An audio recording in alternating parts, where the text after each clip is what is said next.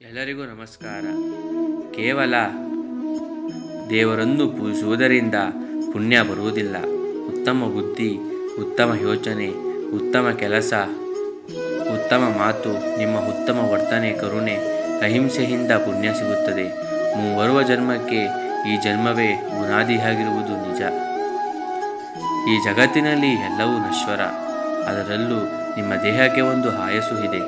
ಆದ್ದರಿಂದ ನಿಮ್ಮ ದೇಹವನ್ನು ನಿಮ್ಮ ಗುರುತಿಗಾಗಿ ಬಳಸಿಕೊಳ್ಳುವುದು ನಿಷ್ಠಯೋಚಕ. ನಿಮ್ಮ ಆತ್ಮದ ಹೊರತಾಗಿ ನಿಮ್ಮ ಎಲ್ಲವೂ ನಶ್ವರ. ಸತ್ತ ಬಳಿಕ ಈ ಜಗತ್ತಿನಲ್ಲಿ ಕಲಿಸಿದ್ದು ಏನನ್ನು ನಾವು ಕೊಂಡು ಹೋಗಲು ಸಾಧ್ಯವಿಲ್ಲ. ಯಾರನ್ನು ಜೊತೆಗೆ ಕರೆದೊಯ್ಯಲು ಸಾಧ್ಯವಿಲ್ಲ.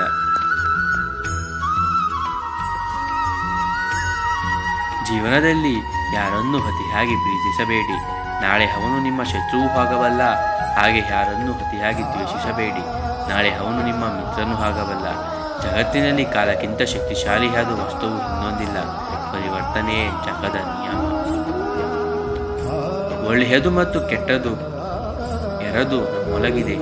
ನಾವು ಯಾವುದನ್ನು ಹೆಚ್ಚು ಬಳಸುತ್ತೇವೆಯೋ ಅದು ಹೊರಬರುತ್ತದೆ ಮತ್ತು ಅದೇ ನಮ್ಮ ವ್ಯಕ್ತಿತ್ವವನ್ನು ರೂಪಿಸುತ್ತದೆ. ಮನುಷ್ಯ ತುಂಬ ಸ್ವಾರ್ಥ. ಆತ ಯಾರನ್ನಾದರೂ ಇಷ್ಟಪಟ್ಟರೆ ಅವರಲ್ಲಿರುವ ಕೆಟ್ಟವನನ್ನು ನೋಡುವುದಿಲ್ಲ. ಯಾರನ್ನಾದರೂ ದ್ವೇಷಿಸುತ್ತಿದ್ದರೆ ಅವರಲ್ಲಿರುವ ಒಳ್ಳೆಯತನವನ್ನು ನೋಡುವುದಿಲ್ಲ.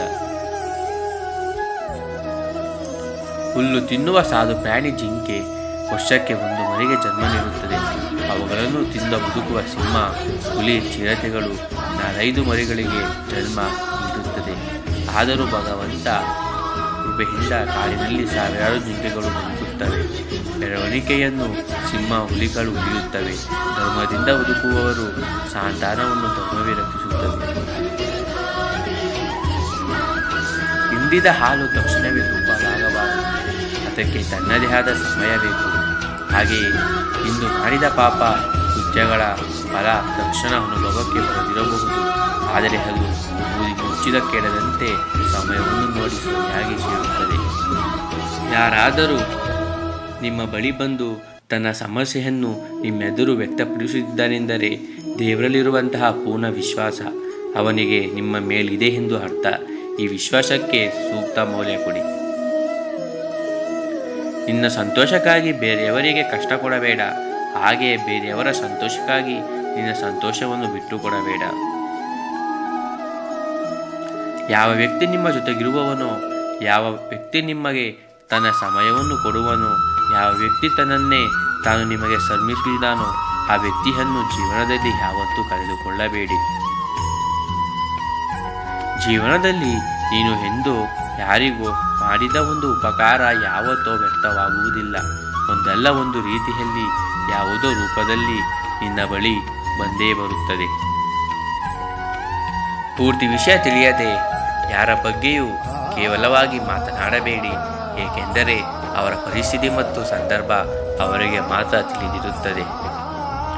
ಪ್ರೇಮ ತುಂಬಿರುವ ಕಣ್ಣುಗಳು, ಶ್ರದ್ಧೆಯಿಂದ ಬಾಗಿರುವ ಶಿರ, ಸಹಾಯಕ್ಕೆ ಸಿದ್ಧವಿರುವ ಕೈಗಳು, ಸನ್ಮಾರ್ಗದಲ್ಲಿ ನಡೆಯುವ ಕಾಲುಗಳು, ಸತ್ಯವನ್ನೇ ನುಡಿಯುವ ನಾಲಿಗೆ, ಇವುಗಳು ಪರಮಾತ್ಮನಿಗೆ ಅತಿ ಪ್ರಿಯವಾದ ಅಂಶಗಳು. ಪೆಟ್ಟು ತಿಂದಿದ್ದಕ್ಕೆ ಕಲ್ಲು ವಿಗ್ರಹವಾಯಿತು. ಆದರೆ ಪೆಟ್ಟು ಕೊಟ್ಟ ಸುತ್ತಿಗೆಯಾಗಿ ಉಳಿಯಿತು. ನೋವು ಕೊಡುವವರು ಹಾಗೆಯೇ ಉಳಿಯುತ್ತಾರೆ. ನೋವನ್ನು ಉಂಡವರು ಜ್ಞಾನಿಯಾಗುತ್ತಾರೆ.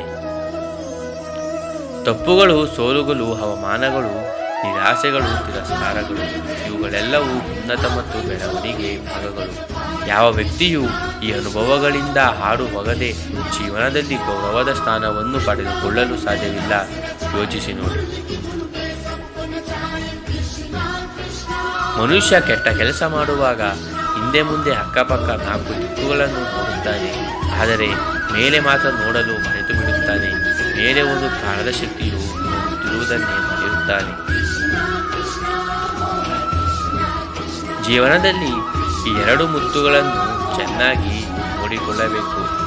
ನಿಮ್ಮ ಗೆಲುವಿಗಾಗಿ ತಮ್ಮ ಜೀವನದಲ್ಲಿ ಸೋತವರು ತಂದೆ. ನಿಮ್ಮ ಗೆಲುವಿಗಾಗಿ ಕಂಡ ದೇವರಿಗೆಲ್ಲ ಸರಿಗುಡ್ಡು ಬೇಡಿಕೊಳ್ಳುವುದು ತಾಯಿ. ಬದುಕಲು ಗೊತ್ತಿದ್ದವನು ಯಾವುದೇ ಸೌಲಭ್ಯವಿದ್ದರೂ ಸಂತೋಷವಾಗಿರುತ್ತಾನೆ. ಬದುಕಲು ಗೊತ್ತಿಲ್ಲದವನು ಎಷ್ಟೇ ಸೌಲಭ್ಯಗಳಿದ್ದರೂ ದುಃಖಿಯಾಗಿಯೇ ಇರುತ್ತಾನೆ. ಎನ್ನುತ್ತಾನೆ. ನೀತಿಯನ್ನು ಬಲ್ಲವನು ತನಗೆ ಅನುಕೂಲವಾದ ಕಾಲದಲ್ಲಿ ಆಮೆಯಂತೆ ಮುಡಿದಿ ಕುಳಿತು ಏಟುಗಳನ್ನು ಸಹಿಸಿಕೊಳ್ಳಬೇಕು. ಸರಿಯಾದ ಕಾಲ ಬಂದಾಗ ಕ್ರೂರ ಸರ್ಪದಂತೆ ಎದ್ದು ನಿಲ್ಲಬೇಕು. ಏ ಮನುಜ, ಜೀವನದಲ್ಲಿ ಬುದ್ಧಿವಂತನಾಗು, ಯಶಸ್ವಿ ಆಗುವೆ. ಆದರೆ ಅತಿ ಬುದ್ಧಿವಂತಿಕೆ ತೋರಿಸಬೇಡ, ಸರ್ವನಾಶವಾಗುವೆ. ಒಂದು ನೋವಿನಿಂದ 1000 ಹನಿ ಕಣ್ಣೀರು ಹಾಕಿದೆ ಎಂದು ನೊಂದುಕೊಳ್ಳಬೇಡ. ಆ ಒಂದು ನೋವಿನಿಂದ ಲಕ್ಷಗಟ್ಟಲೆ ಅನುಭವ ಪಡೆದೆ ಎಂದು ಖುಷಿಪಡು. ಆ ಅನುಭವಗಳೇ ನಿನ್ನ ಉತ್ತಮ ಜೀವನದ ಮುಂದೂರಿ. ಧನ್ಯವಾದಗಳು.